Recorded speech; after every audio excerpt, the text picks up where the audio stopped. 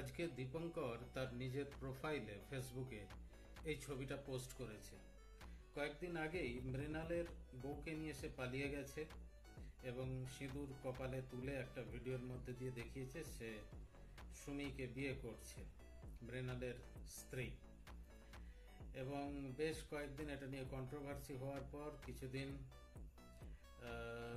মৃণালের বউকে বিয়ে করে এখন দীপঙ্কর ঘুরছে, কিন্তু আজ সকালে ফেসবুক অ্যাকাউন্টে দীপঙ্কর এই ছবিটা পোস্ট করেছে।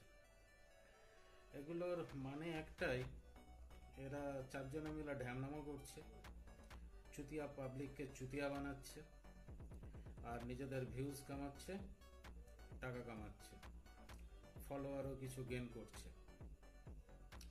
তো ফেসবুক থেকে টাকা রোজগারের জন্য এরা যে ভিডিওগুলো বানায় বা এদের যে কন্টেন্ট বানায়, সেগুলো এদের একমাত্র প্রধান ইউএসপি হচ্ছে কন্ট্রোভার্সি। এমন এমন কন্ট্রোভার্সি করো যেখানে এরা চারজনেই লাভবান হবে, যে যার নিজের অ্যাকাউন্টে।